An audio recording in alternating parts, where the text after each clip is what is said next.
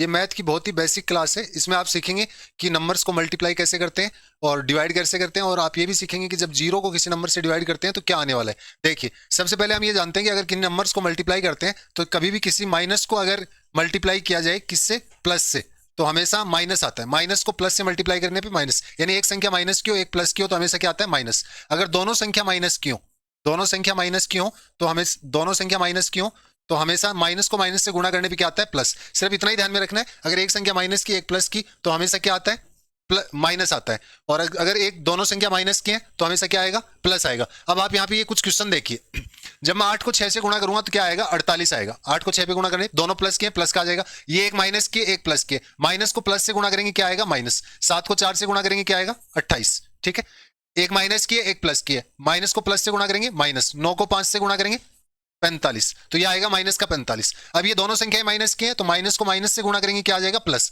13 छियानी कितना होता है, 78, यानी इसका आंसर आएगा प्लस का 78। ये भी माइनस की ये भी माइनस की, माइनस को माइनस से गुणा करेंगे क्या आ जाएगा, प्लस। 12 को 11 से गुणा करेंगे कितना आएगा, 132। ठीक है, तो ये आपके थे मल्टीप्लाई। अब आगे डिवाइड देखिए, माइनस 48 को 6 से भाग करना है तो आप देखिए, एक माइनस की और एक प्लस की, तो 6 को 48, 6 से 48 को भाग करेंगे क्या आएगा, 8। अब यहाँ पे क्या लगा हुआ, माइनस, तो ये आ जाएगी माइनस की, यानी एक माइनस की एक प्लस की हो तो हमेशा भाग में माइनस आता है। अब यहाँ पे देखिए दोनों संख्या क्या है, माइनस की, तो जब दोनों संख्या माइनस की हो तो माइनस से माइनस कट जाता है। और अब 4 का आपको एक में भाग देना है, भाग नहीं जाएगा तो क्या लगा देंगे, दशमलव। 10 हो जाएगा, 4 का भाग 2 बार जाएगा, फिर 2 बचेगा, 20 हो जाएगा, 4 पंजे 20, ये आ जाएगा 0.25। ठीक है, अब आप देखिए जीरो को कैसे भाग करते हैं।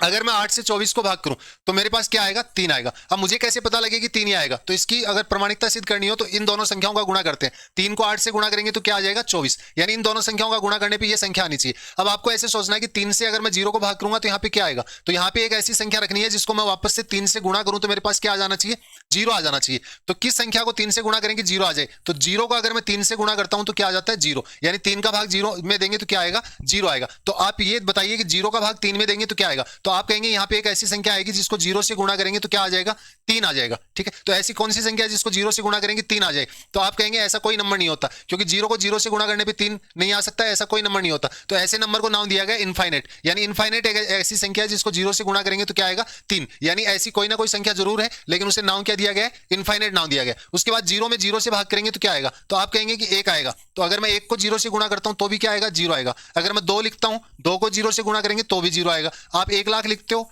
और 1 लाख को 0 से गुणा करते हो तो भी क्या आएगा, 0 आएगा। इसका मतलब सारे रिजल्ट सही है, और भाग का एक नियम है, सिर्फ एक ही रिजल्ट आ सकता है, एक ही उत्तर आ सकता है। तो अगर सारे रिजल्ट सही है तो इसका मतलब इसका आंसर आएगा नॉट डिफाइन, नॉट डिफाइन, यानी ज्ञात, संभव नहीं है, ज्ञात नहीं किया जा सकता।